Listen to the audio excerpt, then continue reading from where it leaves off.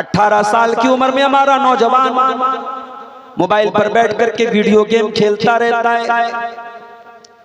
18 साल का नौजवान लड़कियों से चैटिंग करता रहता है। 18 साल का नौजवान नशा कर रहा है। 18 साल का नौजवान आवारागर्दी कर रहा है। 18 साल की उम्र में मुआज बिन जबल रज़ी अल्लाह ताला अन्हु इस्लाम कबूल करते हैं और 2 साल के बाद इस्लाम की पहली लड़ाई होती है जिसको हम जंगे बद्र कहते हैं। उस जंगे बद्र में अल्लाह के प्यारे नबी के साथ जो 313 सहाबे किराम थे, उन 313 में 20 साल का एक नौजवान भी था जिसका नाम मुआज बिन जबल था। बहुत कम उम्र में ईमान लाए और 38 साल की उम्र में इनका इंतकाल हो गया।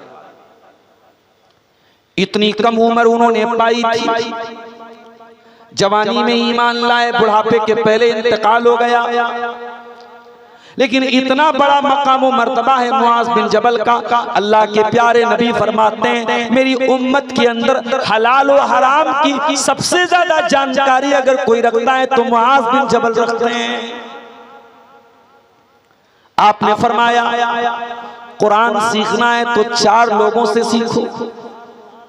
उन 4 लोगों में एक नाम मुआज बिन जबल का भी है। कुरान सीखना है, कुरान पढ़ना है तो मुआज बिन जबल से कुरान पढ़ लो।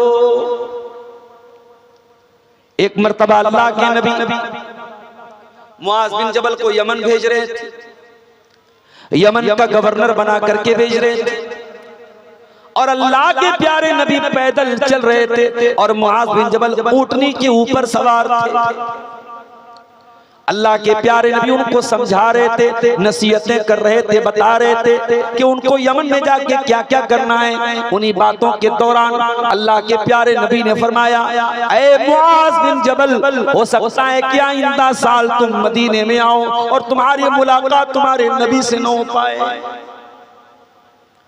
ऐ मुआज बिन जबल, हो सकता है कि आइंदा साल तुम मदीने में आओ और तुम्हारा गुजर तुम्हारे नबी की कब्र के पास हो, तुम अपने नबी का दीदार न कर पाओ, तुम अपने नबी को देख न पाओ। हो सकता है कि आइंदा साल तुम अपने नबी से मुलाकात न कर पाओ। इतना सुनना था, मुआज बिन जबल ज़ारो कतार रोने लगे। ऐ अल्लाह के नबी, क्या वो दिन भी हमको देखना पड़ेगा जब आप इस दुनिया से चले जाएंगे और आपका दीदार हमें नसीब ना होगा।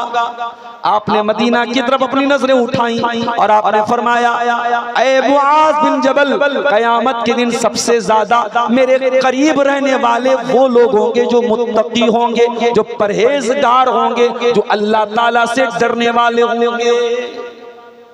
कोई भी हो अगर तकवा वाला है, अल्लाह से डरने वाला है, कयामत के दिन वो अपने नबी के साथ रहेगा। अल्लाह के नबी ने मुआज बिन जबल को तसल्ली। मुआज बिन जबल वो सहाबी हैं, एक मर्तबा अल्लाह के नबी ने इनका हाथ पकड़ा और हाथ पकड़ के फरमाया वल्लाहि इन्नी लउहिब्बुक, ऐ मुआज अल्लाह की कसम मैं तुझसे बहुत मोहब्बत करता हूँ। ओ लोगों, ये कितने खुशकिस्मती की बात है, ये कितनी बड़ी खुशनसीबी की बात है। अल्लाह के नबी किसी से कह दें कि मैं तुझसे बहुत ज्यादा मोहब्बत करता हूँ। अल्लाह के प्यारे नबी मुआज बिन जबल से कह रहे हैं वल्लाहि इन्नी लउहिब्बुक, ऐ मुआज बिन जबल अल्लाह की कसम मैं तुझसे बहुत मोहब्बत करता हूँ। और उसके बाद अल्लाह के नबी ने इनको एक दुआ सिखाई थी। हर फर्ज नमाज के बाद उस दुआ को पढ़ने का हुक्म दिया। मुझे उम्मीद है कि वो दुआ आपको भी याद होगी। कौन सी दुआ है? रब्बि अइन्नी अला ज़िक्रिका व शुक्रिका व हुस्नि इबादतिका, ऐ अल्लाह तू मेरी मदद फरमा कि मैं तेरा जिक्र करूं, मैं तेरा शुक्र करूं और अच्छे तरीके से तेरी इबादत करूं। हम ये नमाज के बाद दुआ पढ़ते हैं। ये दुआ अल्लाह के प्यारे नबी ने मुआज बिन जबल को सिखाई। ये वो सहाबी है जो ये हदीस रिवायत। मुआज बिन जबल कहते हैं अल्लाह के प्यारे नबी ने 10 बातों की नसीहत की और 10 बातों में सबसे पहली बात आपने जो फरमाई वो भगैया वालों वो नमाज के बारे में नहीं थी, पहली बात जो आपने बयान फरमाई वो रोजे के बारे में नहीं थी। पहली बात जो आपने बयान फरमाई वो ज़कात और हज के बारे में नहीं थी। आपने फरमाया ला तुशरिक बिल्लाहि शैआ, ऐ मुआज बिन जबल तू अल्लाह के साथ किसी को शरीक मत करना। कहीं ऐसा न हो किसी पेड़ के आगे, किसी मजार के आगे, किसी कब्र के आगे, किसी पत्थर के आगे तू सजदा जाके करने लगना। कहीं ऐसा ना हो तेरे घर में लाल काले पीले धागे तेरे बच्चों को पहनाए जाने लगे। कहीं ऐसा ना हो तेरे घर की औरतें भी मजारों पे जाके औलाद मांगने चली जाएं, नकली पीरों के पास, नकली बाबाओं के पास जाके औलाद मांगने लगे। आजकल आपने सुना होगा एक अशोक खरात नाम के नासिक के अंदर एक बाबा का मामला बड़ा वायरल हुआ था। 100 से ज्यादा औरतों के साथ उसने रेप किया था, जिनके वीडियोस अवेलेबल है, और कितनी होंगी अल्लाह आलम। और अशोक खरात का इतना बड़ा कांड दुनिया के सामने आया, कोई ऐसी कार्रवाई नहीं हुई, कोई उसके घर पे बुलडोजर नहीं चला। और अभी अमरावती महाराष्ट्र का एक वाकया जब सामने आया, सिर्फ मुस्लिम नाम आ गया, अयान नाम के एक नौजवान लड़के का नाम आया, और हकीकत ये थी उसने भी जो हरकत की इंतहाई गिरी हुई और कमीनेपन की हरकत की।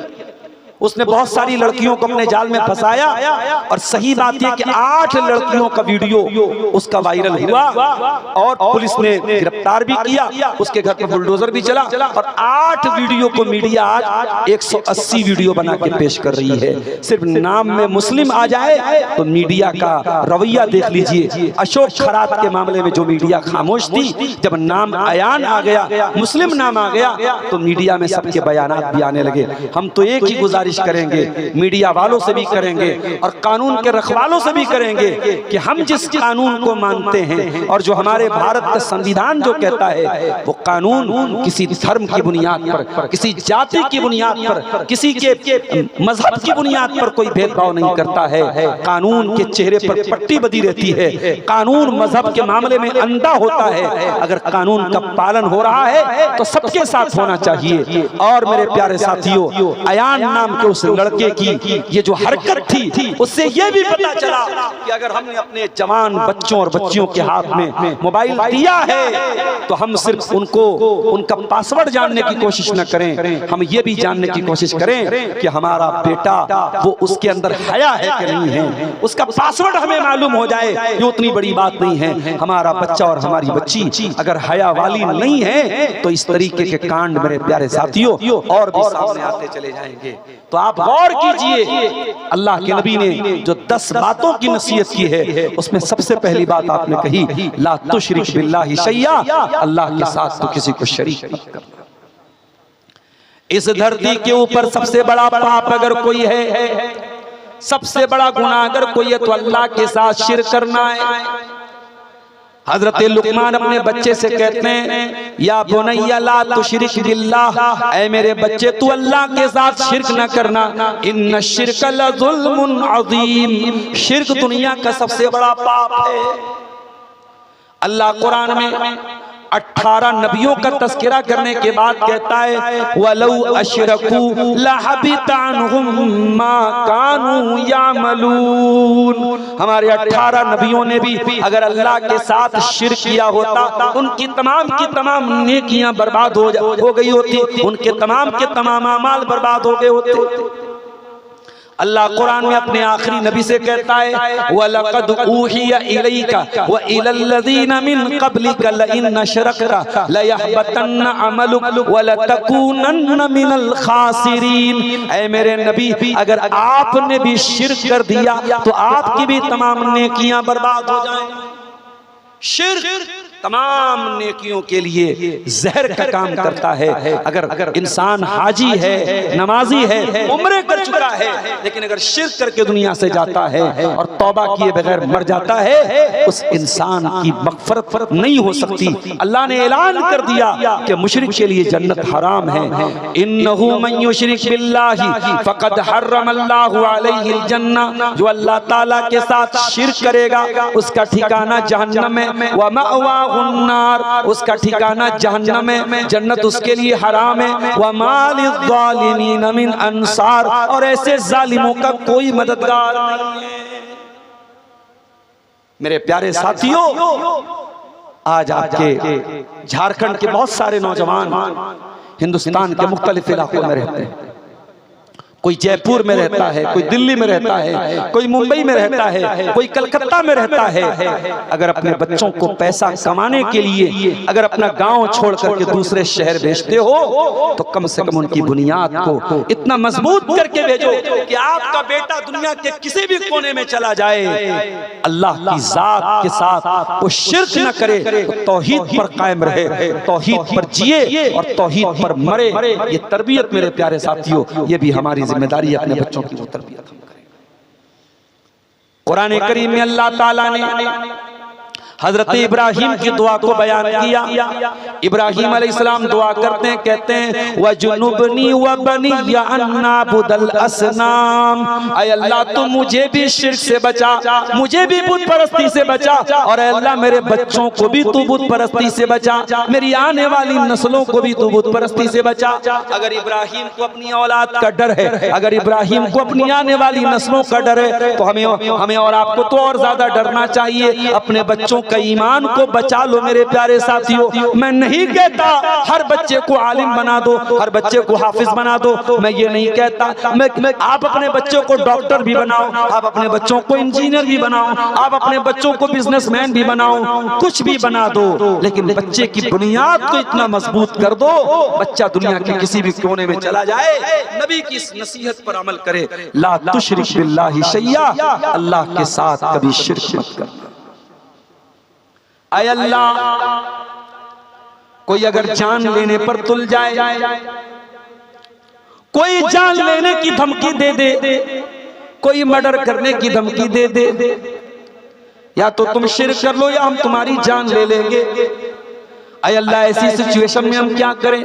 अल्लाह के नबी फरमाते हैं व इन कुतिलता व हुर्रिक़ता, अगरचे तुम्हें कत्ल कर दिया जाए, अगरचे तुम्हें जला करके खाक कर दिया जाए, जल करके खाक हो जाना, टुकड़े टुकड़े हो जाना, लेकिन अल्लाह के साथ तुम किसी को शरीक न करना, अल्लाह की जात में तुम किसी को शरीक न करना। जरा खुबैब बिन अदी को देखो मेरे साथ। खुबैब बिन अदी कौन है? नबी के साहबी हैं। जुर्म क्या है, अपराध क्या है? एक अल्लाह की तौहीद का कलमा पढ़ते हैं।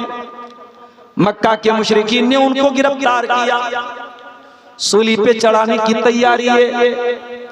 सूली पे चढ़ाने के पहले पूछा गया, ऐ खुबैब तेरी कोई आखिरी ख्वाहिश हो तो बता दे। कहा है मक्का वालों, एक आखिरी ख्वाहिश है, 2 रकात नमाज पढ़ने की मोहलत दे दो।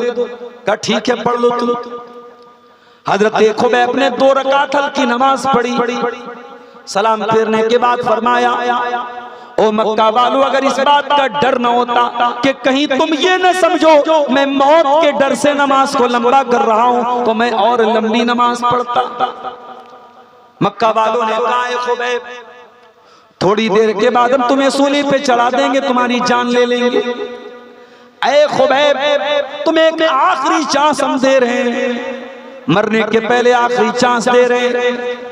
अगर तुम इतना कह दो कि आज मेरी जगह मोहम्मद होते सल्लल्लाहु अलैहि वसल्लम, तो हम तुम्हें छोड़ देंगे। सिर्फ इतना अपनी जबान से निकाल दो कि आज मेरी जगह मोहम्मद रसूलुल्लाह को सूली पे चढ़ा दिया जाए, ऐ खुबैब हम तुम्हारी जान बख्श देंगे, हम तुम्हें माफ कर देंगे।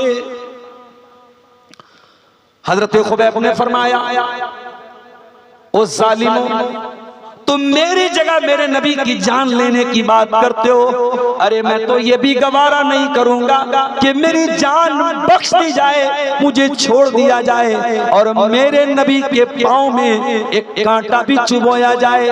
मैं अपने नबी के पाँव में एक कांटा चुभोने की कीमत पर भी अपनी जान को बख्शवाना नहीं चाहूंगा। और चश्मे फलक में वो मंजर भी देखा मेरे साथ। खुबैब को सूली पे चढ़ा दिया गया, खुबैब को सूली पे चढ़ाया जा रहा है। लेकिन खुबैब के चेहरे पर मुस्कुराहट है, खुबैब की पेशानी पर कोई बल नहीं है। और खुबैब क्या कहते हैं, ओ लोगो वलस्तु उबाली ही न उक़तलु मुस्लिमन, जब मैं इस्लाम की हालत में दुनिया से जा रहा हूँ, जब मैं तौहीद की हालत में दुनिया से जा रहा हूँ, तो मुझे इस बात की कोई परवाह नहीं है। अला अय्य जंबिन काना लिल्लाहि मसरई, कि मुझे कैसे पटका जाएगा, मुझे कैसे मारा जाएगा, कैसे मुझे सूली पे चढ़ाया जाएगा और कैसे मेरी जान ली जाएगी, मुझे इस बात की कोई परवाह नहीं है। मुझे परवाह है तो इस बात की परवाह है कि मैं तौहीद पे दुनिया से जा रहा हूँ, मरते दम तक तौहीद की हिफाजत करो मेरे प्यारे साथी। कभी इस गलतफहमी में न रहना, हम तो बगैया में रहते हैं, हम तो मंडरों में रहते हैं, हम तो अंसारी समाज के लोग हैं, हमारे यहाँ कोई कब्र परस्ती नहीं है, हमारे यहाँ कोई शिर्क नहीं हो रहा है। कभी इस गलतफहमी में न रहना। दुनिया के किसी भी कोने में चले जाना, सबसे बड़ा खतरनाक गुनाह शिर्क है, और शिर्क से हमेशा अपने दामन को बचा करके रखना। अल्लाह के नबी फरमाते हैं ला तुशरिक बिल्लाहि शैया, अल्लाह के साथ आप शिर्क न करना। व इन कुतिलता व हुर्रिक़ता, अगरचे तुझे कत्ल कर दिया जाए, तुझे जला दिया जाए। दूसरी चीज वला तउक़न्ना वालिदै, और ऐ मुआज बिन जबल, अपने माँ बाप को न सताना, अपने माँ बाप को तकलीफ न देना, अपने माँ बाप की नाफरमानी न करना। कभी आपने गौर किया, कुरान करीम में अल्लाह ताला ने अपने जिक्र के बाद, अपनी तौहीद के बाद अक्सर मकामात वालिदैन का जिक्र किया। कुरान का 15वां पारा उठाइए, वक़ज़ा रब्बुका अल्ला ताबुदू इल्ला इय्याहु व बिल वालिदैनि इहसाना, तेरे परवरदिगार का हुक्म है इबादत करो तो अल्लाह की करो और अपने माँ बाप के साथ अच्छा सलूक करो। इम्मा यब्लुगन्ना इंदकल किबरा अहदुहुमा औ किलाहुमा फला तकुल लहुमा उफ़्फ़िन वला तन्हरहुमा वक़ुल लहुमा क़ौलन करीमा।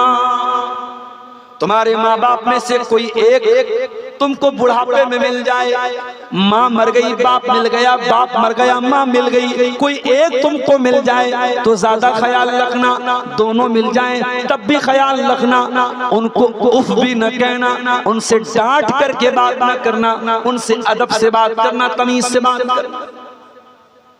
बहुत बड़ी हस्ती होती है माँ की हस्ती। अल्लाह न करे किसी की माँ को ये दिन देखना पड़े कि माँ बिस्तर पे पाखाना करे और बेटे को साफ करे। अगर कभी वो दिन आ भी जाए और बेटा बहुत फरमाबरदार है, बेटा माँ से बहुत मोहब्बत करता है, बेटा अपनी माँ की गंदगी साफ कर रहा है, दुनिया कहती है बड़ा बड़ा अच्छा बेटा है, बड़ा नेक बेटा है, माँ बिस्तर पे लेटरिन कर रही है, बेटा साफ कर रहा है, बाप बिस्तर पे लेटरिन कर रहा है, बेटा साफ कर रहा है। लेकिन कभी गौर करना मेरे प्यारे साथी, वो बूढ़ी माँ और बूढ़ा बाप जब बिस्तर पे गंदगी करते हैं, बेटा बेटी अगर साफ भी करते हैं तो चेहरे पर रुमाल रख के साफ करते हैं, चेहरा बनाते हैं, चेहरा बिगाड़ लेते हैं, बड़ी कराहियत के साथ, बड़ी नापसंदीदगी के साथ ये काम करते हैं। ओ लोगों, तुम अपनी माँ के साथ ये काम अगर कर भी दोगे तो तुम वो मुस्कुराहट कहाँ से लाओगे जो तुम्हारी माँ के लबों के ऊपर थी। जब तुम छोटे थे तुम बार बार गंदगी कर दिया करते थे, तुम्हारी माँ एक बार भी तुम पर गुस्सा नहीं करती थी, तुम्हें लाड करती थी, तुम्हें प्यार करती थी, मुस्कुराया करती थी, तुम्हें चुमकार चुमकार के तुम्हारी गंदगी को साफ किया करती थी। ओ लोगों, आज माँ बूढ़ी हो गई, आज बाप बूढ़ा हो गया, आज अगर उनकी गंदगी तुम साफ कर भी दोगे, वो खुशी कहां से लाओगे, वो मुस्कुराहट कहां से लाओगे जो मां के लबों के ऊपर थी। नहीं उतार सकते तुम उनके एहसानात का बदला, नहीं उतार सकते मेरे साथ। यमन का एक देहाती था, खाने काबा का तवाफ कर रहा था, अपनी बूढ़ी माँ को कंधे पे बिठा के तवाफ कर रहा था। तवाफ करते करते कह रहा था इन्नी लहा बईरुहल मुज़ल्ललू। ओ लोगों, आज तो मैं अपनी माँ की सवारी बन गया। आज अपनी माँ को अपने कंधे पे बिठा के मैंने खाने काबा का तवाफ करा दिया, मैंने उम्रा करा दिया, मैंने हज करा दिया। अब्दुल्ला बिन उमर भी वहीं पे तवाफ कर रहे थे। उसने कहा, अब्दुल्ला बिन उमर, आज ऐसा लगता है मैंने माँ के दूध का कर्जा उतार दिया, मैंने माँ का हक अदा कर दिया, मैंने माँ के एहसानात का बदला चुका दिया। अब्दुल्ला बिन उमर खामोश नहीं रहे। फरमाया, अरे नादान, तू माँ को कंधे पे बिठा के खाने काबा का तवाफ करा के समझ रहा है बहुत बड़ा तीर मार लिया तूने। वला बेज़फ़रतिन वाहिदा, अरे तेरी माँ ने जब तुझको जन्म दिया था, माँ ने जब तुझको पैदा किया था, पैदाइश के टाइम, तुझे जन्म देने के टाइम, तेरी माँ की जबान से, तेरी माँ के मुंह से जो दर्द भरी आवाज निकली थी, जो चीख निकली थी, जो आवाज निकली थी, अभी तो तूने उस आवाज का भी हक अदा नहीं किया। ये होती है माँ। माँ का एहतराम करो, बाप का एहतराम करो मेरे साथी। इमाम अबू हनीफा रहमतुल्लाह अलैह इतने बड़े इमाम हैं, दुनिया को दीन सिखाते हैं। उनकी माँ उनके पास आती है, अय अबू हनीफा, इस मसले का जवाब जाकर के उमर बिन ज़र से पूछ के आ। उमर बिन ज़र उस दौर के एक आलिम थे जो इमाम अबू हनीफा के शागिर्दों में से थे। इमाम अबू हनीफा उनके पास पहुंचे, अय उमर बिन ज़र, मैं आपके पास आया हूं मसला पूछने। उन्होंने कहा, क्या बात करते हैं, आप हमारे उस्ताद हैं, आप हमारे पास मसला पूछने आए। कहा, मेरी माँ की ख्वाहिश यही है, मेरी माँ की तमन्ना यही है, मेरी माँ इस मसले में मेरा फतवा नहीं मांग रही, आपका फतवा मांग रही है, इसलिए मैं आपके पास आया हूं। इमाम हैवा बिन शुरैह बहुत बड़े मुहद्दिस थे, हदीस पढ़ा रहे थे, दर्स दे रहे थे। तमाम तलबा बैठे हुए हदीस पढ़ने वाले। उनकी माँ आती है और कहती, ऐ हैवा, जा करके मुर्गी के बच्चों को दाना दे के आ जा। मुर्गी का दरबा खोल के मुर्गी को दाना दे के आ। तलबा हैरान रह गए, हमारे उस्ताद से कैसा काम कराया जा रहा है, हमारे शेख से कैसा काम कराया जा रहा है। उस्ताद ने इशारा किया, खामोश रहो। खामोशी से उठे, मुर्गी का दरबा खोला और मुर्गी को चारा देने के बाद वापस आके हदीस पढ़ाने लगे। वो लोगों, ये बड़े बड़े इम्मा का हाल था, उन्होंने माँ का एहतराम करना हमें सिखाया है। अल्लाह के नबी फरमाते, वला तउक्कन्ना वालिदै, अपने माँ बाप की नाफरमानी मत करना। और अगर तुम्हारे माँ बाप तुमसे ये कहें कि अपने घर को छोड़ दे, अपने माल को छोड़ दे, तब भी तू उनकी बात मान। आप कहेंगे, मौलाना साहब ये तो बड़ी नाइंसाफी की बात है। माँ बाप अगर ये कह दे बीवी को तलाक दे दो, तो क्या तलाक दे दी जाए? ये तो गलत बात हो जाएगी। लेकिन मैं कहता हूं, अगर माँ बाप वाकई में किसी सही वजह से बोल रहे हैं तलाक दे दो, किसी शरई बुनियाद से बोल रहे हैं, जैसे इब्राहिम अलैहिस्सलाम ने अपनी बहू के बारे में कहा था, जो बहू नाशुक्री थी, जो बहू अल्लाह ताला का शुक्रिया अदा नहीं करती थी। इब्राहिम अलैहिस्सलाम ने कहा था कि तुम्हारा शौहर आ जाए तो कह देना कि अपने दरवाजे की चौखट को बदल लेना। हजरत इस्माइल ने अपने बाप की बात समझ गए वो कि मेरे बाप का इशारा ये है, दरवाजे की चौखट जो होती है वो बीवी होती है। दरवाजे की सबसे अहम चीज दरवाजे की चौखट होती है। अगर चौखट ही खराब हो तो पूरा घर खराब हो जाता है। अगर बीवी गड़बड़ हो, औरत गड़बड़ हो, तो पूरा घर खराब हो जाता है। अल्लाह के नबी सल्लल्लाहु अलैहि वसल्लम की हदीस से ये भी पता चला कि औरत घर में चौखट की तरह है। इब्राहिम अलैहिस्सलाम के कहने पर उनके बेटे ने तलाक दी। इसीलिए उलमा कहते हैं कि हर बाप के कहने पर बेटा अपनी बीवी को तलाक नहीं देगा। ऐसा नहीं है खाने में नमक ज्यादा हो जाए, खाने में मसाला ज्यादा हो जाए, बीवी कोई मन मर्जी का काम ना करे और शौहर तलाक दे दे अपने माँ बाप के कहने पर, ऐसा नहीं है। वाकई में अगर बाप इब्राहिम के जैसा हो और इब्राहिम के जैसा बाप अगर अपने बेटे से कहता है कि बेटा तू अपनी बीवी को तलाक दे दे, तो बेटे को तलाक दे देना चाहिए। वही नमरा कान तखरुज मिन अहलिका व मालिक। अल्लाह के नबी फरमाते हैं अगर तुम्हारे माँ बाप तुमसे ये कहें अपना माल छोड़ दे तो माल का मोह मत करना, माल का लालच मत करना, माल छोड़ देना, माल छोड़ करके चले जाना, माँ बाप को नाराज मत करना। इतनी ताकीद है माँ बाप की फरमाबरदारी की, इतनी ताकीद है माँ बाप के साथ हुस्न सलूक की। मेरे प्यारे साथियों, आज हमारे समाज में कितने लोग हैं जो माँ बाप को रुलाते हैं। हाँ, मैं ये भी कहूंगा सिक्के के दोनों पहलुओं पर हमारी नजर होनी चाहिए। अगर समाज में ऐसी औलाद है जो माँ बाप को रुलाती है तो ऐसे वालिदैन भी समाज में हमको मिलेंगे जो अपनी औलाद को रुलाते हैं, जो औलाद के साथ नाइंसाफी करते हैं, जो लड़के लड़कियों की शादी में ताखीर करते हैं, जो लड़के लड़कियों की तरबियत में कोताही करते हैं। अभी हम उस पर भी बात करेंगे। अल्लाह के नबी ने ये दूसरी बात कही कि खबरदार अपने माँ बाप की नाफरमानी मत कर। और आगे बढ़िए, तीसरी नसीहत वला तत्रुकन्न सलातन मक्तूबतन मुताम्मिदा। और ऐ मुआज बिन जबल, एक वक्त की नमाज भी तू जानबूझ करके मत छोड़ना, इसलिए कि एक टाइम की नमाज भी जो जानबूझ करके छोड़ता है फकद बरियत मिनहु ज़िम्मतुल्लाह, अल्लाह ताला की हिफाजत से निकल जाता है। पता ये चला जो पांचों टाइम की नमाज पढ़ता है वो अल्लाह ताला की सुरक्षा में आ जाता है, वो अल्लाह ताला की सिक्योरिटी में आ जाता है। और जो एक टाइम की नमाज भी जानबूझ करके छोड़ता है वो अल्लाह ताला की सिक्योरिटी से बाहर निकल जाता है। आज हमारा हाल क्या है? रात भर जलसा सुनते हैं और सुबह फजर की नमाज में ही गायब हो जाते हैं। मस्जिदों की कमी नहीं है हमारे गांव में, कमी है तो नमाजियों की कमी है मेरे प्यारे साथी। मस्जिद तो बना ली शब भर में ईमान की हरारत वालों ने, मन अपना पुराना पापी था बरसों में नमाजी बन न सका। और ये भी याद रखो जिस समाज में नमाज के मामले में लापरवाही होगी वहां नशा भी पाया जाएगा, वहां ज़िना भी पाया जाएगा, वहां शराब भी पाई जाएगी, वहां हरामकारी भी पाई जाएगी। एक नमाज एक ऐसी चीज है जो बहुत सारी बुराइयों को कंट्रोल करती है।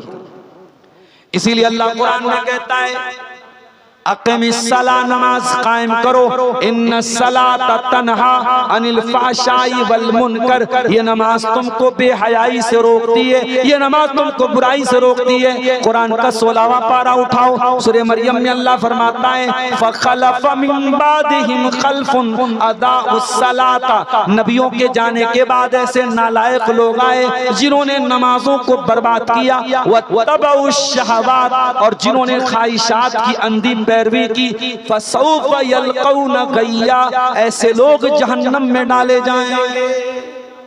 जो ख्वाहिशात की अंधी पैरवी करेगा वो जहन्नम की आग में डाला जाएगा। मेरे प्यारे साथियों, नमाज की पाबंदी कीजिए। अल्लाह के नबी ने एक टाइम की नमाज छोड़ने पर यह नतीजा बताया है कि अल्लाह ताला की हिफाजत से इंसान निकल जाता है। और आगे बढ़िए, चौथी नसीहत वला तशरबन्न खमरा, और खबरदार शराब मत पीना, फ़इन्नहु रासु कुल्लि फ़ाहिशा, ये शराब हर गंदगी की जड़ है। शराब पी लिया इंसान ने, नशे में है, अब वो किसको टच कर देगा, क्या बोल देगा, कौन सी गाली बक देगा, किसका मर्डर कर देगा।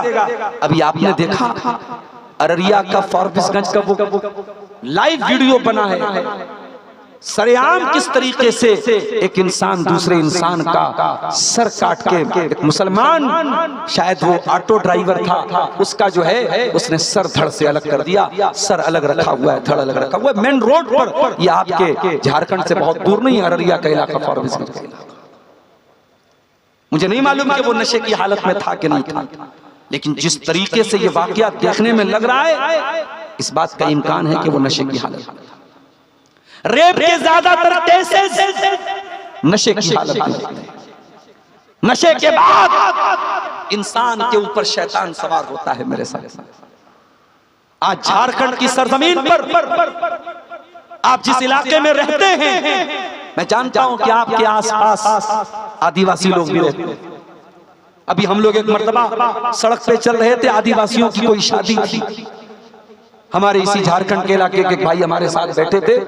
उन्होंने कहा मौलाना इनकी औरतें भी शराब पीती, मर्द और औरत सब नशे में धुत थे और नाच रहे थे, बीच रोड पे नाच रहे हैं। अब उनको ज्यादा हम छेड़ भी नहीं सकते, हमको जाना भी है, वो हमारी भाषा भी नहीं समझते, बड़ा कभी कभी मसला पैदा हो जाता है। इस इलाके में जहां शराब का इतना चलन है, मेरे नौजवानों आपकी जिम्मेदारी और बढ़ जाती है। जब गुनाह आसान हो जाए, जब गुनाह आसानी से मिल रहा हो, उस माहौल में गुनाह से अपने दामन को बचाना ये मुश्किल होता है मेरे प्यारे साथ। आप नेपाल की सरजमीन पे चले जाएं, वहां भी शराब बहुत आम है। चाय के होटल में आप चाय पीने चले जाए, वहां भी शराब बिक रही है। किसी होटल में खाना, यहाँ तक के मुस्लिम होटल में मैं गया खाना खाने, जिसका मालिक मुस्लिम था, वहां भी देखा मैंने शराब रखा हुआ है। अल्लाह रहम करे, अल्लाह माफ करे। इस कदर आसान है और इस कदर आम है वहां पे शराब। मेरे प्यारे साथियों, शराब इस्लाम की नजर में सिर्फ हराम नहीं है, शराब हर बुराई की जड़ है। और इसीलिए अल्लाह के नबी फरमाते हैं, जो शराब पीता है, जो नशा करता है, अल्लाह ताला अल्लाह ताला शराबी आदमी को, नशा करने वाले इंसान को अल्लाह ताला जहन्नमियों का पीप और मवाद पिलाएगा। तूने दुनिया की वो गंदी चीज पी थी, अब आखिरत में भी तू गंदी चीज पिएगा। हाँ, दुनिया में अगर तू शराब से बचता, उस शराब से दूर रहता, तो अल्लाह ताला तुझको जन्नत की शराब पिलाता। जन्नत की शराब में न तो कोई चक्कर आएगा, न उसको पीने के बाद इंसान बहकेगा, न उसका दिमाग खराब होगा। जन्नत की शराब भी पाक शराब होगी, शराबन तहूरा, पाक शराब होगी जन्नत की। जो दुनिया में शराब पिएगा उसके लिए जन्नत की शराब हराम है मेरे प्यारे साथियों। इसलिए अल्लाह के नबी ने फरमाया, वला तशरबन खमरन, खबरदार शराब मत पीना, शराब हर बुराई की जड़ है। उस्मान गनी रजी अल्लाह ताला अन्हु एक वाक़या बयान करते हैं। पहले के दौर में एक अल्लाह का बहुत नेक बंदा था। उस दौर की एक बहुत बदचलन औरत थी। उस बदचलन औरत ने उस अल्लाह के नेक बंदे को अपने जाल में फंसाने के लिए प्लान रचा और एक कमरे में जहां शराब का प्याला भी रखा था और एक चाकू रखा था और एक छोटा बच्चा था, और वहां पर धोखे से उसने एक इंसान को बुलाने के बाद उस फाहिशा औरत ने, उस बदचलन औरत ने कहा, अब तो यहाँ तुम आ चुके हो, अब यहाँ से भागने का तुम्हारे पास कोई रास्ता नहीं है। 7 दरवाजों के अंदर तुम्हें रखा गया है। अब यहाँ पे तुम्हारे सामने 3 चॉइस है, ये शराब का प्याला है, ये शराब की बोतल है, या तो तुम एक प्याला शराब पी लो, या दूसरा रास्ता ये कि तुम मेरे साथ रेप करो, मेरे साथ तुम ज़िना करो, और तीसरा रास्ता ये है, ये चाकू उठा करके इस बच्चे को कत्ल कर दो। उस मुत्तकी इंसान ने सोचा, बच्चे को कत्ल करता हूं तो ये हत्या हो जाएगी, बड़ा गुनाह हो जाएगा। औरत के साथ ज़िना करता हूं, ये भी बहुत बड़ा गुनाह हो जाएगा। शराब पी लेता हूं, ये हल्का गुनाह है। शराब पिया उसने, और जब एक मर्तबा शराब पिया और नशा चढ़ा तो पूरी शराब की बोतल पी गया, और जब नशे में पागल हो गया तो औरत के साथ ज़िना भी करता है और उस बच्चे को कत्ल भी कर देता है। हजरत उस्मान गनी ये वाकया बयान करने के बाद कहते हैं, ओ लोगों, शराब से बचो, शराब उम्मुल खबाइस है, तमाम बुराइयों की जड़ है, तमाम बुराइयों की माँ है। और आज हमारा नौजवान बहुत आगे निकल चुका है। अब शराब तो बहुत छोटी चीज हो गई, अब तो ड्रग्स का नशा हो रहा है। अब तो हीरोइन और अफीम और गांजा और चरस और कितनी चीजों का नशा हो रहा है, आप सोच नहीं सकते। यानी बहुत सारे दवा के सिरप ऐसे हैं, बहुत सारे मेडिकल स्टोर पे मिलने वाली दवाएं ऐसी हैं जिनको सिरप, जिनको नशा बना के नौजवान इस्तेमाल कर रहा है। मेरे प्यारे साथियों, मैं ऐसे नौजवानों से एक ही अपील करूंगा, अल्लाह के वास्ते हर तरीके के नशे को छोड़ दो। ये जो तुम नशे का रास्ता अपना रहे हो, ये खुदकुशी का रास्ता है, ये सुसाइड का रास्ता है। अपने आप को हलाक न करो, अपने परिवार पर तरस खाओ, अपने माँ बाप पर तरस खाओ। तुम्हारी माँ ने बड़ी मेहनतों से तुम्हें पाला है, तुम्हारे बाप ने बड़े सपने देखे हैं तुम्हें लेकर के, तुम नशा करके अपने माँ बाप के सपनों को मत तोड़ो। अल्लाह के वास्ते शराब से, नशे से, गुटखे से, सिगरेट से, हर किस्म के ड्रग्स से मेरे नौजवान साथियों अपने आप को दूर रखो। अल्लाह के नबी चौथी नसीहत कर रहे हैं, शराब मत पियो, क्योंकि शराब ये तमाम बुराइयों की जड़ है। पांचवी नसीहत, वइय्याका वल मासिया, और ऐ मुआज़ बिन जबल तुम अल्लाह ताला की नाफरमानी मत करना, गुनाह मत करना। फ़इन्ना बिल मासियति अल्ला सख़तुल्लाह, इसलिए कि गुनाह करने से अल्लाह ताला नाराज होता है। जब आप कोई गुनाह का काम करेंगे आपके बच्चे पर भी असर पड़ेगा, बीवी पर भी असर पड़ेगा, घर के माहौल पर भी असर पड़ेगा, रोजी रोटी पर असर पड़ेगा। ओ लोगों, हमने बहुत सारी मिसालें देखी हैं समाज में। शौहर शादीशुदा है, बीवी को के रहते हुए गैर औरतों के साथ उसका रिलेशन है, अवैध संबंध है, नाजायज ताल्लुक है, उसका नुकसान ये होता है उसका अच्छा खासा भरा पूरा परिवार बर्बाद हो जाता है, उसके घर की खुशी बर्बाद हो जाती है, उसकी बीवी उससे मुतनफिर हो जाती है, उसके बच्चे उससे दूर हो जाते हैं, और पाप का घड़ा एक दिन जरूर फूट जाता है। मेरे प्यारे साथियों, याद रखो, बुराई कभी छुपने वाली नहीं है, पाप कभी छुपने वाला नहीं है, एक न एक दिन सामने आ जाएगा।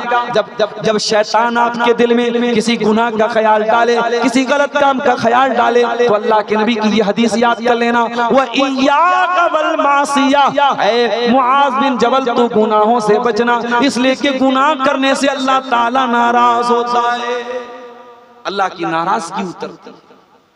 बात सलफ कहते हैं कि मैं जब कोई गलत काम करता हूं, कोई गुनाह का काम मुझसे हो जाता है, तो मैं अपनी बीवी के अखलाक पर भी उसका असर महसूस करता हूं, अपनी सवारी पर भी उसका असर महसूस करता हूं। मेरे प्यारे साथियों, गुनाह बड़ी मनहूस चीज है, और गुनाह आखिरत में जो सजा होगी, दुनिया में भी गुनाह का कहीं ना कहीं बैड इफेक्ट और बुरा असर हमारे ऊपर पड़ता है।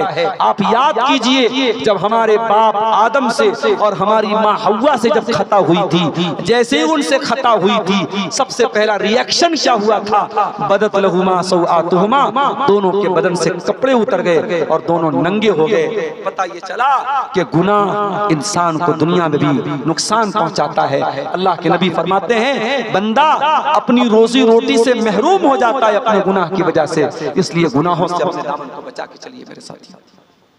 छठी चीज, अल्लाह के नबी फरमाते हैं, जब तुम मैदान जंग के अंदर हो और लोग हलाक हो रहे हैं, वइय्याका वल फिरार मिनज़्ज़ाब, मैदान जंग छोड़ के मत भागना, बुज़दिल मत बन जाना। ओ मुसलमानों, इस्लाम बुज़दिलों का दीन नहीं है, इस्लाम बहादुरों का दीन है, इस्लाम हिम्मत वालों का दीन है। मुश्किल से मुश्किल हालात आ जाएं, पीठ फेर करके भागने की कोशिश न करना। मैं जानता हूं मुल्क के हालात कैसे चल रहे हैं, बड़ी तेजी से ये खबरें भी आजकल आ रही हैं, मुसलमान लड़कियां मुर्तद हो रही हैं, मुसलमान लड़के मुर्तद हो रहे हैं। ये वाक़यात क्यों हो रहे हैं? क्योंकि हमने अपनी बच्चियों को बताया ही नहीं कि ईमान को बचाना कितना अहम काम है। हमने कभी सुमैया की सीरत अपनी बच्चियों को नहीं बताई, हमने कभी खदीजा की जिंदगी बच्चियों को नहीं बताई, हमने कभी अम्मा आयशा की जिंदगी के बारे में नहीं बताया। ओ लोगों, इस्लाम का मानने वाला, इस्लाम का सच्चा मानने वाला कभी मुर्तद नहीं होता है। जो मुर्तद हो जाए, जो इस्लाम को छोड़ दे, इसका मतलब कि उसने इस्लाम को समझा ही नहीं। इस्लाम तो वो दीन है, अकबर इलाहाबादी ने कहा था, इस्लाम की फितरत में कुदरत ने लचक दी है, उतना ही उभरेगा जितना के दबाओगे। आज कितना प्रोपेगेंडा हो रहा है मीडिया में इस्लाम के खिलाफ, लेकिन इससे इस्लाम खत्म नहीं हो जाएगा मेरे प्यारे साथियों। फूकों से ये चिराग बुझाया न जाएगा। ये दीन अल्लाह का है, ये अल्लाह का नूर है, और अल्लाह अपने नूर की हिफाजत करेगा। मेरे प्यारे साथियों, अल्लाह के नबी कह रहे हैं, जंग के मैदान से पीठ फेर करके मत भागना। सातवीं चीज, वइज़ा असाबन्नास मुतानुन व अंत फीहिम फस्बुत, और ऐ मुआज़ बिन जबल, जब लोगों के ऊपर कोई वायरस आ जाए, कोई वबा आ जाए, कोई बीमारी आ जाए, तो तुम उस वक्त अगर लोगों के बीच में हो तो वहीं पर साबित कदम रहना, वहां से मत भागना। पता ये चला, इस्लाम इन्फेक्शन फैलाने से मना करता है। जिस बीमारी से इन्फेक्शन फैलने का डर हो, उस बीमारी को हमें दूसरों तक पहुंचाने की हर कोशिश से अपने आप को बचाएं। जैसे किसी को टीबी की बीमारी हो जाए तो डॉक्टर बोलते हैं टीबी के मरीज का तौलिया अलग होना चाहिए, उसका कपड़ा अलग होना चाहिए, क्योंकि टीबी की बीमारी बहुत तेजी से फैलती है। तो जो बीमारियां इन्फेक्शन है जिनके अंदर, अगर उसमें से कोई बीमारी आपको हो गई है, अल्लाह के नबी मेडिकल का एक उसूल बता रहे हैं कि इन्फेक्शन वाली बीमारी अगर आपको हो जाए तो उस बीमारी में आप जहां पर हैं वहीं पर रहिए, दूसरों को अपना वायरस मत फैलाइए। जो लोग सिगरेट पीते हैं, बीड़ी पीते हैं, डॉक्टरों का कहना है कि बीड़ी पीने वाला, सिगरेट पीने वाला जितना अपने आप को नुकसान पहुंचाता है उससे ज्यादा अपने आसपास के लोगों को नुकसान पहुंचाता है। तो इस हदीस में बीड़ी पीने वाले भी आ गए, सिगरेट पीने वाले भी आ गए कि अल्लाह के वास्ते कोई ऐसा काम मत करो जिससे दूसरों को तकलीफ पहुंचे। अल्लाह के नबी ने फरमाया जब तुम इस हालत में हो कि कोई वबा फैली हुई है, कोई इंफेक्शन फैला हुआ है, तो तुम वहीं पर रहो, उस जगह को छोड़। आठवीं चीज वअनफिक़ला इयालिका मिन तौलिक, और ए मुआज बिन जबल तू अपने घर वालों के ऊपर अपनी इस्तिताअत के मुताबिक खर्च किया कर। इस्लाम अगर फजूल खर्ची से मना करता है तो इस्लाम कंजूसी से भी मना करता है। आपको अल्लाह ताला ने अगर नवाजा है, अपनी बीवी को अच्छा कपड़ा भी पहनाओ, अपनी बीवी को अच्छा खाना भी खिलाओ, अपने बच्चों को अच्छा खाना भी खिलाओ। मेरे प्यारे साथियों, चमड़ी चली जाए दमड़ी न जाए, वो मिजाज अगर किसी का है तो कान खोल के सुन ले, ये मिजाज इस्लाम का नहीं है। इस्लाम अगर फजूल खर्ची के खिलाफ है तो इस्लाम कंजूसी के भी खिलाफ है। अल्लाह के नबी तो यहाँ तक फरमाते हैं कि अगर आप अपनी बीवी को खाना खिलाते हैं उस पर भी आपको सवाब मिलेगा। अगर अल्लाह को राजी करने के लिए हत्ता लुक़मतल्लती तज़व्वा फी इमरातिक, अगर अपनी बीवी के मुंह में अगर आप लुक़मा भी डालते हैं, खाना भी खिलाते हैं, उस पर भी मेरे प्यारे साथियों आपको सवाब मिलेगा।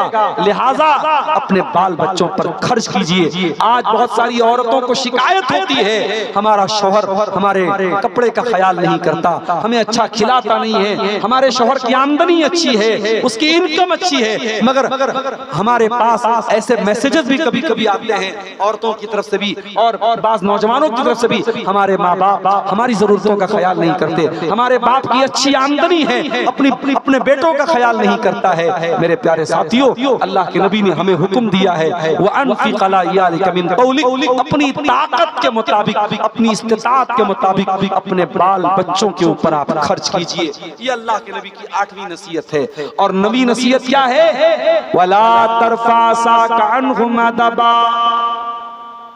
अपने बाल बच्चों को सिखाने के लिए, तालीम देने के लिए अगर छड़ी का इस्तेमाल करना पड़े तो छड़ी का भी इस्तेमाल करो।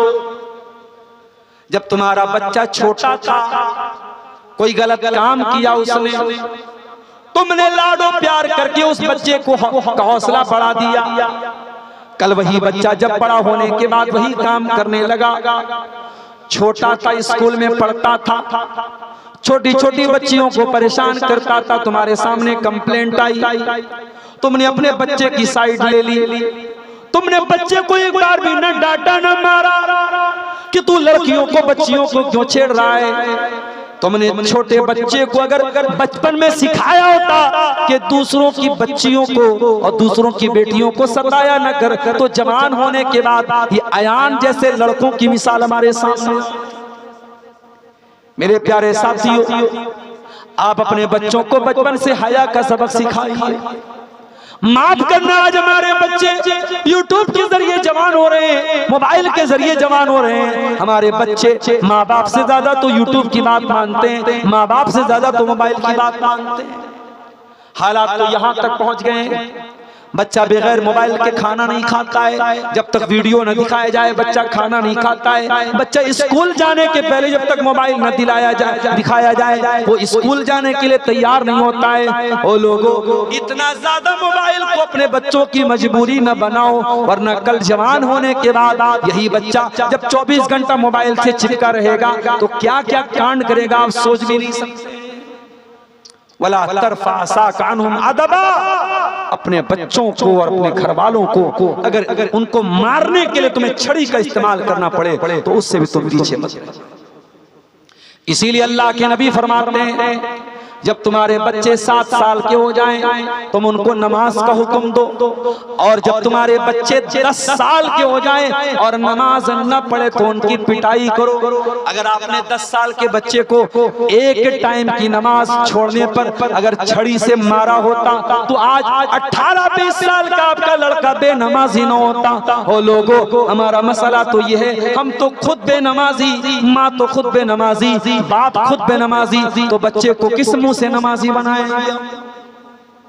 छड़ी का इस्तेमाल करने की तालीम दी अल्लाह के। पता ये चला इतना आसान काम नहीं है माँ बाप बनना, बच्चों की तरबियत करना इतना आसान काम नहीं है।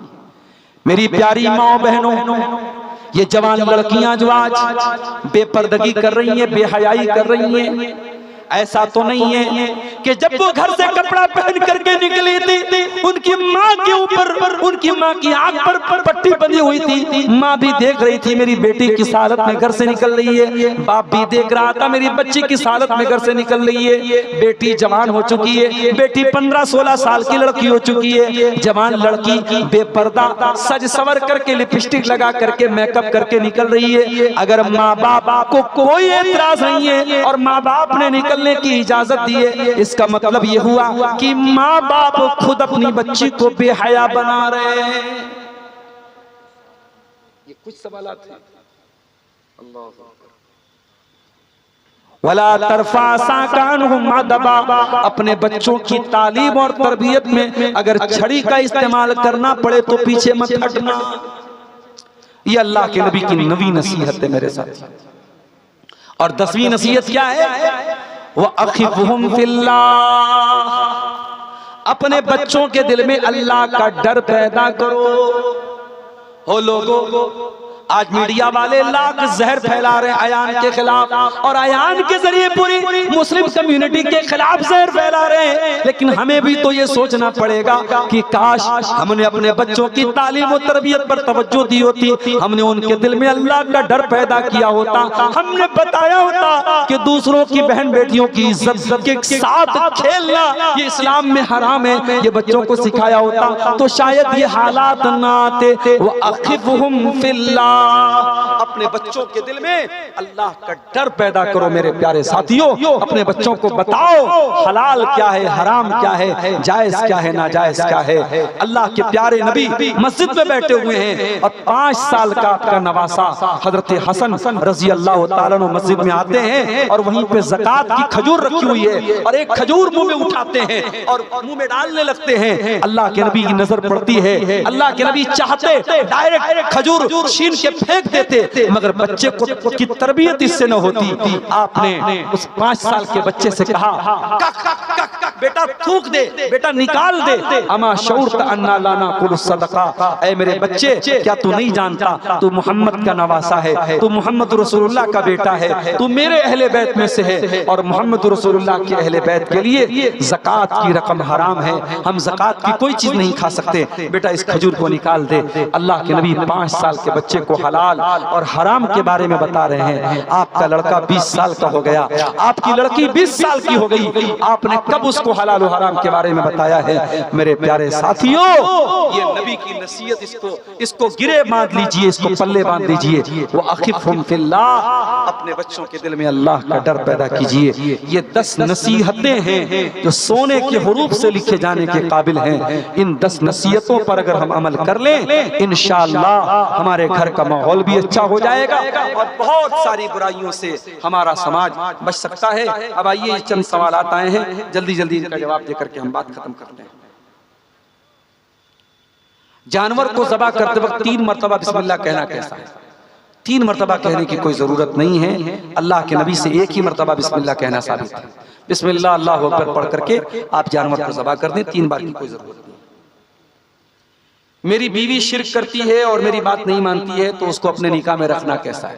अगर वाकई में खुल्लम खुल्ला ऐसा कोई काम कर रही है जो शरीयत की नजर में शिर्क है तो बीवी से कहिए कि वो तौबा करे। अगर वो तौबा नहीं करती है तो फिर उस बीवी को निकाह में नहीं रखना चाहिए।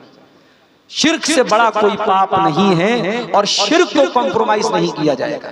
बीवी शिर्क कर रही है और आप उसको नजरअंदाज करें, यह मुनासिब नहीं है। शिर्क से बड़ा कोई पाप नहीं है, उसको समझाइए, उसको तौबा की दावत दीजिए। अगर नहीं मानती है तो फिर आप उससे जुदाई इख्तियार कर लीजिए। कौन कौन सी नमाज में सलाम फेरने के बाद अल्लाहु अकबर और अस्तगफिरुल्लाह पढ़ सकते हैं?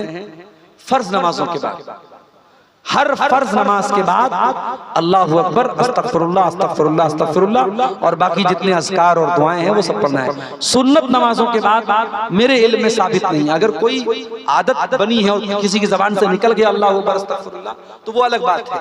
लेकिन जो अल्लाह के नबी की सुन्नत है, जो मामूल है, जो तरीका है, वो ये है कि फर्ज नमाजों के बाद अल्लाहु अकबर, अस्तगफिरुल्लाह, अस्तगफिरुल्लाह कहा जाए। क्या सुन्नत नमाज में सूरह फातिहा के बाद क्या लिखा है? चारों रकात में सूरा मिला सकते हैं? मिला सकते हैं। सुन्नत में क्या, फर्ज में भी मिला सकते हैं। फर्ज नमाज जैसे आप जोहर की नमाज पढ़ रहे हैं तो जोहर की नमाज में आप तीसरी रकात और चौथी रकात में सूरह फातिहा के साथ कोई और सूरत भी पढ़ सकते हैं। अगर आप सिर्फ सूरह फातिहा पढ़ें तो वो ज्यादा बेहतर है, वही आम तरीका था अल्लाह के नबी का। लेकिन तीसरी और चौथी रकात में भी अल्लाह के नबी ने कभी कभी सूरतों को भी मिला के पढ़ा है, लिहाजा आप मिला के पढ़ सकते हैं। सुन्नत में भी पढ़ सकते हैं, फर्ज में भी पढ़ सकते हैं, कोई हर्ज की बात नहीं। जिसका शौहर नमाज नहीं पढ़ता है, क्या उसकी बीवी उसके निकाह में रह सकती है? देखिए, बाज़ उलमा ने तो यानी अगर कोई शख्स नमाज नहीं पढ़ता है तो उसको काफिर करार दिया, और काफिर है तो फिर बीवी निकाह में भी नहीं रह सकती, ऐसा कुछ उलमा का फतवा है। लेकिन जो सही बात है वो ये है कि अगर कोई इंसान नमाज नहीं पढ़ता है सुस्ती की वजह से, लेकिन नमाज को मानता है कि हाँ नमाज फर्ज है, उसकी अहमियत को मानता है, लेकिन अपनी सुस्ती और काहली की वजह से नमाज नहीं पढ़ता है, तो वो इंसान बहुत बड़ा गुनहगार है, लेकिन काफिर नहीं है। और जब काफिर नहीं है तो निकाह बाकी रहेगा, बीवी निकाह में रहेगी। लेकिन बीवी को चाहिए कि अपने शौहर को हर तरीके से, देखिए औरत बहुत कुछ मनवा सकती है शौहर से, वो प्यार के जरिए, गुस्से के जरिए, अपनी अदाओं के जरिए बहुत कुछ शौहर से मनवा सकती है। अगर शौहर बेनमाजी है तो बीवी अगर तुल जाए तो शौहर को नमाजी बना सकती है, लेकिन इस बुनियाद पर निकाह खत्म हो जाएगा, ऐसा मसला नहीं। हाँ, अगर किसी का शौहर इनकार कर दे, वो नमाज को मानता ही ना हो, नमाज को फर्ज, तो फिर वो इंसान इस्लाम से खारिज हो जाएगा और फिर निकाह भी टूट जाएगा। 4 रकात वाली नमाज में सुन्नत हो या फर्ज, दूसरी रकात में दरूद शरीफ पढ़ सकते हैं? यानी ये पूछना ये चाह रहे हैं कि 2 रकात पढ़ने के बाद जो हम अत्तहियात में बैठते हैं तो क्या उसमें हम दरूद शरीफ पढ़ सकते हैं? बिल्कुल पढ़ सकते हैं, दरूद शरीफ पढ़ सकते हैं, पढ़ना बेहतर है। और अगर आप सिर्फ अत्तहियात पढ़ के तीसरी रकात के लिए खड़े हो जाएं तो भी कोई हर्ज की बात नहीं है। दरूद शरीफ पढ़ने में कोई हर्ज की बात, पढ़ भी सकते हैं, नहीं भी पढ़ सकते, दोनों तरीका जायज़ है। रमजान के महीने में 6 साल पहले रमजान के महीने में बीवी के साथ हम बिस्तरी कर लिया, कफ़ारा अदा नहीं किया, एक बच्चा है, हदीस की रोशनी में क्या है ये?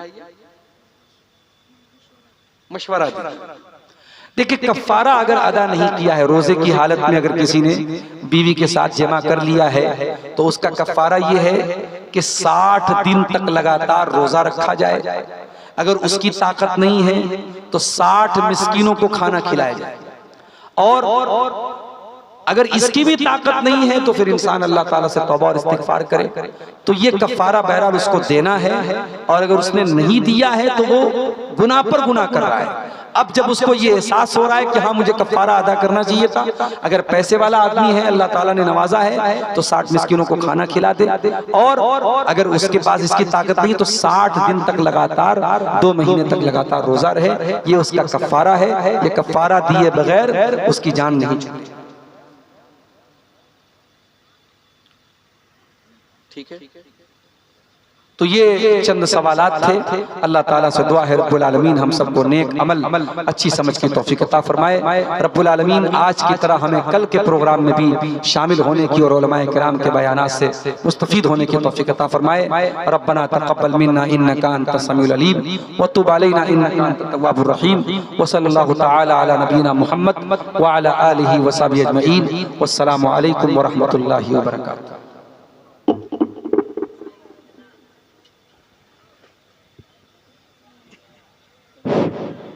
वालेकुम अस्सलाम व रहमतुल्लाहि व बरकातुहू। जज़ाकुमुल्लाहु खैर व अहसनल जज़ा। शेख अब्दुल गफ्फार सलफ़ी हफ़िज़हुल्लाह बहुत ही नसीहत। सय्यिआति अअमालिना मन यहदिहिल्लाहु फला मुदिल्ल लहु व मन युद्लिल फला हादिय लहु व अशहदु अल्ला इलाहा इल्लल्लाहु वहदहु ला शरीका लहु व अशहदु अन्न मुहम्मदन अब्दुहु व रसूलुहु। या अय्युहल्लज़ीना आमनुत्तक़ुल्लाहा हक़्क़ तुक़ातिहि व ला तमूतुन्न इल्ला व अंतुम मुस्लिमून। या अय्युहन्नासु इत्तक़ू रब्बकुमुल्लज़ी ख़लक़कुम मिन नफ़्सिन वाहिदा व ख़लक़ मिन्हा ज़ौजहा व बत्त मिन्हुमा रिजालन कसीरन व निसाअ वत्तक़ुल्लाहल्लज़ी तसाअलून बिही वल अरहाम इन्नल्लाहा काना अलैकुम रक़ीबा। या अय्युहल्लज़ीना आमनुत्तक़ुल्लाहा व क़ूलू क़ौलन सदीदा युस्लिह लकुम अअमालकुम व यग़फिर लकुम ज़ुनूबकुम व मन युतिइल्लाह व रसूलहु फ़क़द फ़ाज़ फ़ौज़न अज़ीमा। अम्मा बअद फ़इन्न ख़ैरल हदीस किताबुल्लाह व ख़ैरल हदी हदी मुहम्मदिन सल्लल्लाहु अलैहि वसल्लम व शर्रल उमूरि मुहदसातुहा व कुल्ल मुहदसतिन बिदअह व कुल्ल बिदअतिन दलालह व कुल्ल दलालतिन फिन्नार। औज़ु बिल्लाहि मिनश शैतानिर रजीम। बिस्मिल्लाहिर रहमानिर रहीम। वमा आताकुमुर रसूलु फखुदूहु वमा नहाकुम अन्हु फंतहू। वअन मुआज़ इब्न जबल रज़ियल्लाहु अन्हु क़ाल औसानी रसूलुल्लाहि सल्लल्लाहु अलैहि वसल्लम बिअशरि कलिमात क़ाल ला तुशरिक बिल्लाहि व इन क़ुतिलत व हुर्रिक़त वला तउक़न्न वालिदैक व इन अमराक अन तख़रुज मिन अहलिक व मालिक वला तत्रुकन्न सलातन मक्तूबतन मुतअम्मिदा फ़इन्न मन तरक सलातन मक्तूबतन मुतअम्मिदन फ़क़द बरियत मिन्हु ज़िम्मतुल्लाह वला तशरबन्न ख़म्रन फ़इन्नहु रासु कुल्लि फ़ाहिशा। अल हदीस रवाहु अहमद फी मुस्नदी।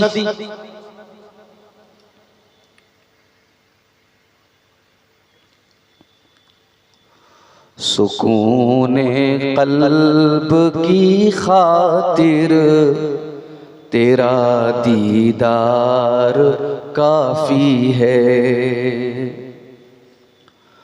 सुकूने क़ल्ब की खातिर तेरा दीदार काफ़ी है। जबीने खाक में हो बस यही मेयार काफ़ी है। सुकूने क़ल्ब की खातिर कफ़स में आँख जो खोली उसी को आशियाँ समझा।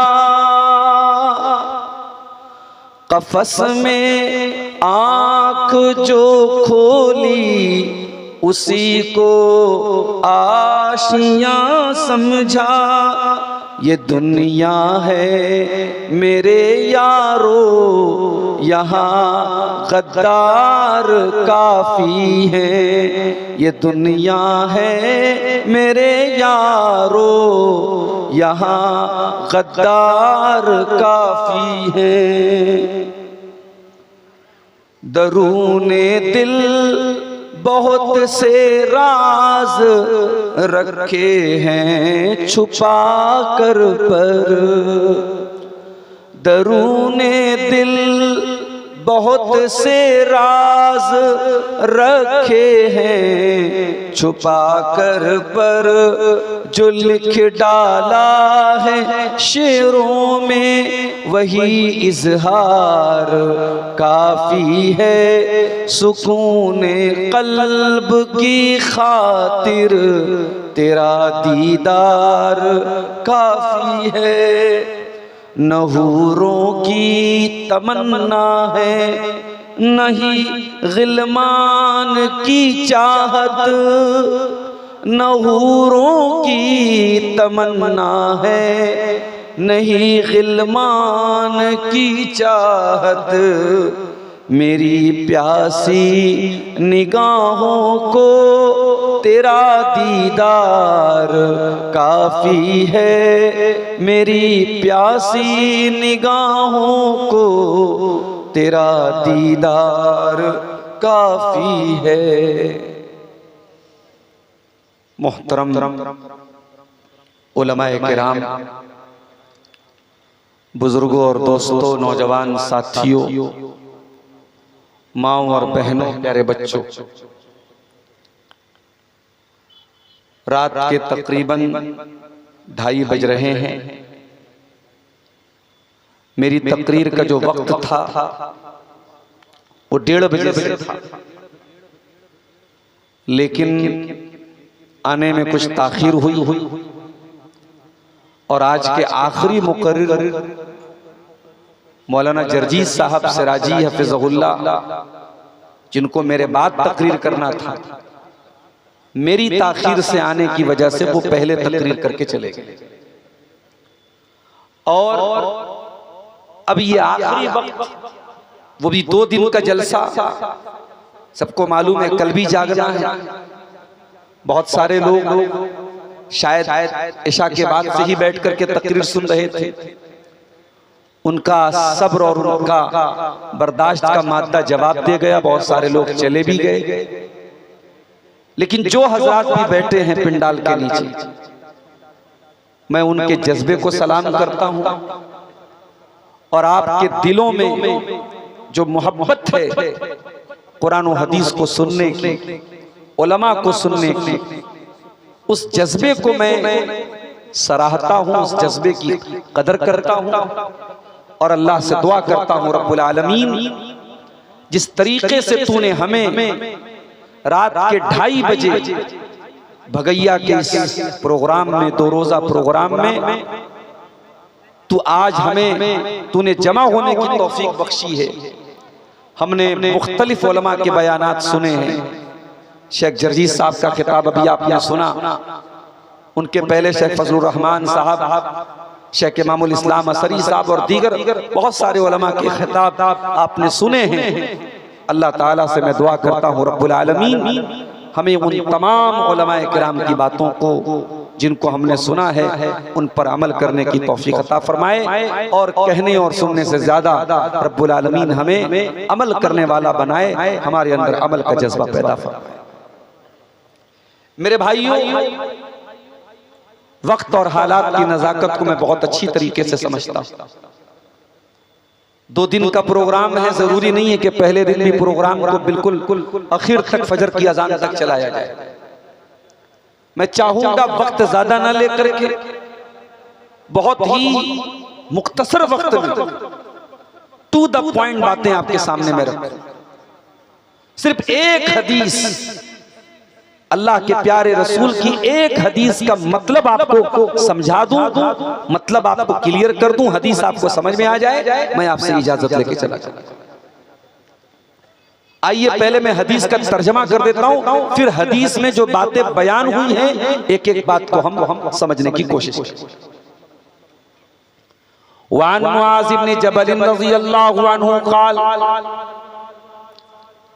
मुआज़ बिन जबल रज़ियल्लाहु ताला अन्हु कहते हैं, औसानी रसूलुल्लाहि सल्लल्लाहु अलैहि वसल्लम बिअशरि कलिमात,